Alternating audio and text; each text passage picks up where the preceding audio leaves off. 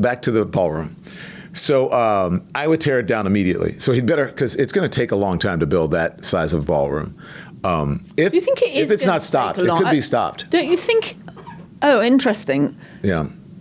I mean, what would be impressive is if he built it in record time. He's demolished it in record time. But if he could build it quickly, he's going to have to, because if he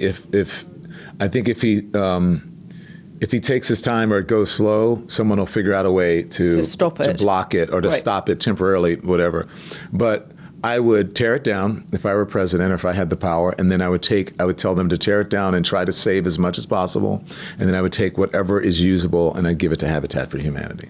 But how would you rebuild, though? I would rebuild the East Wing the same way it was, and with obviously new and improved technology and plumbing and all of those things.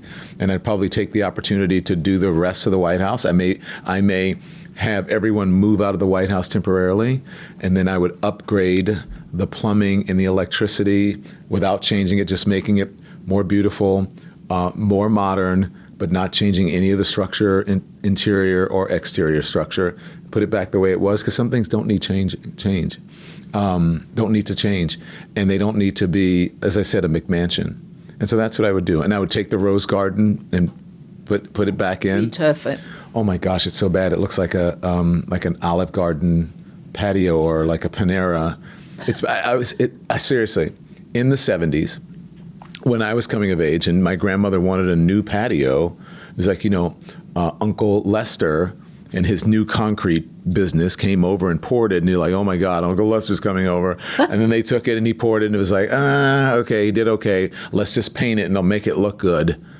And we'll have a nice patio, and we'll just put some big iron furniture out there and some, lounge chairs, and that's what it looks like. It's awful. It looks like Uncle Lester's patio. Yeah, it's really, really bad. Governor Newsom calls it the Predator's patio, which is quite a good. And I did think it was pretty bad taste of Donald Trump to have the Republican senators all sitting there having a fancy lunch when they were on, I think, day 22 of the government shutdown. We haven't even begun to talk about the government shutdown. But it's all bad, Joanna. It's all bad because you have someone who's obsessed, and Caroline Leavitt said it yesterday.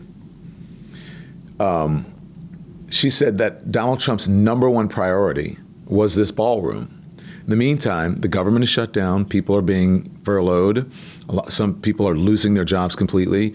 There aren't enough air traffic controllers to keep the skies safe. Some hospitals are either closing or on modified usage. And women are being dragged out of carpool lines picking up their kids from school. Like, you have all of these people are rationing medicine, prices are up, negative job numbers, and his number one priority is a ballroom. It is the perfect Marie Antoinette moment. Let them eat cake. So he's going to party, and everybody and all the dignitaries are going to party in this big ballroom, and everyone outside, or not everyone, but many of the people who are on the outside are suffering because of your policies. Well, and people are not getting government paychecks either. Right. So, and they're shooting little boats. It started in the Caribbean, now it's moved to the Pacific. And he's like, well, I'm just going to shoot people if they're bringing drugs. We have no evidence they're bringing drugs. We don't have any evidence of anything. We have no evidence that these people are bringing drugs. We have no evidence that the people they're rounding up on the streets are criminal or not. The evidence that comes back is that 70% of them are not. More than 70% don't have criminal records. And he said, I'm only going to get the criminals out of here, only the worst or the bad people. And too many American citizens are being swept up for no due process. They're not seeing any evidence. They're not seeing any probable cause. They're not seeing any signed warrants from judges. So there's no evidence of anything. But everyone is just going along with it. And I don't understand why people just aren't up in arms and on the streets every day protesting. And honestly, I'm just using this as an, trying to climb over the walls of the White House and say, what are you guys doing? Or the Capitol, and yelling at their senators and their Congress, their representatives, and saying, the fuck are you guys doing? Well, we saw the No Kings protests. I want to say the No Kings parade. I mean the No Kings protest last weekend. And we definitely see more people turning up at town halls for Congress people and senators, right? And certainly people are definitely angrier. Do you think a lot of protesters just gone online, so it's not as effective? I mean, what I don't understand is how can this not be bad for Republican candidates? Because Republicans are losing their jobs, Republicans are not getting paychecks, Republican people are working at the TSA. This is not like just targeting Democrat voters.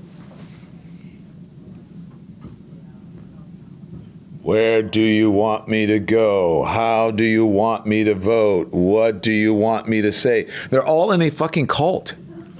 And they only care about... That was very impressive, by the way. That was straight out of The Walking Dead. Take I was me like, to what's your happening? leader. What's happening? It's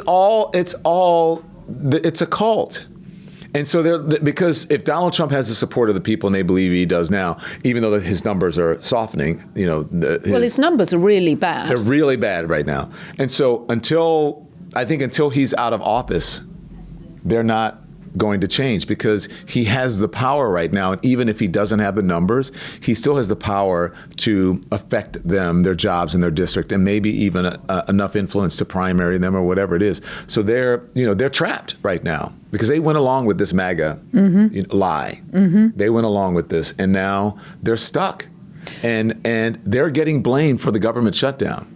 So we have a year to go until the midterms. Mm-hmm. What would you be advising the Democrats to do? Oh my God, the Democrats are. You guys drive me crazy, Democrats.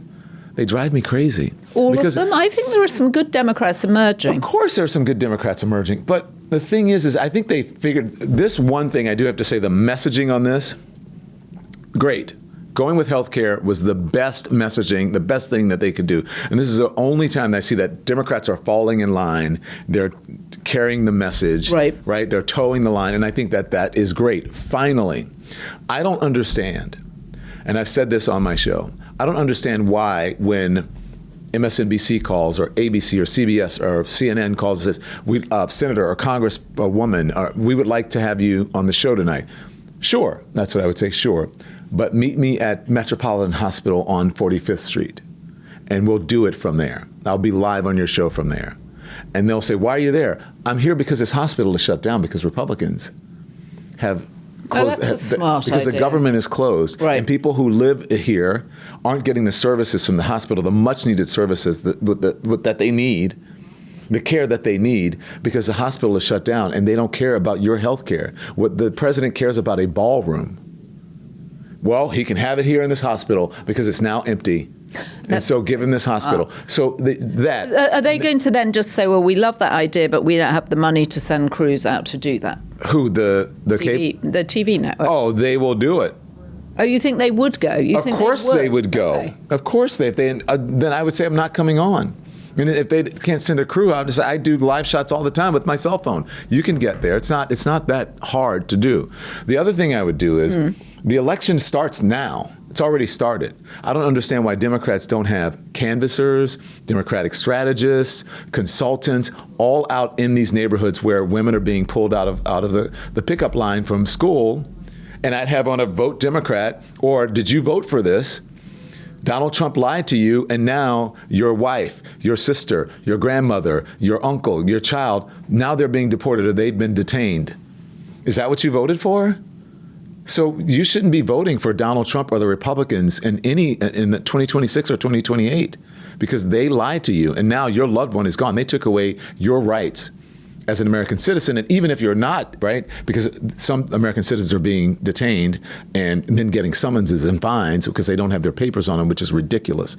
But the Constitution doesn't say citizens have a right to due process. It says all persons. And that means even people who are here who are undocumented and who are what they call illegal. So I'd be out in the carpool lines.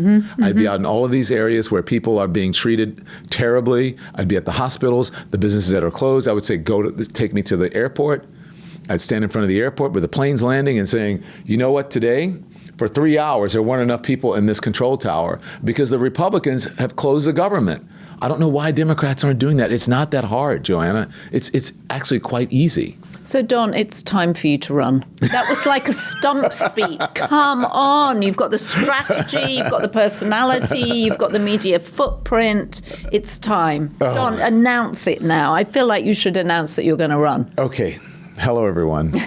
I'm Don Lemon, and I'm running for I think the host of the Don Lemon Show on YouTube. Well, that you've already got. That you've already have, and millions of people are watching you and writing to you and leaving comments. I look at all the comments you get, and I just think that it's so easy to sit around and criticize, and people also need to be able to step up and step into government. Yeah. Yeah, but everyone's kind of we haven't seen this before.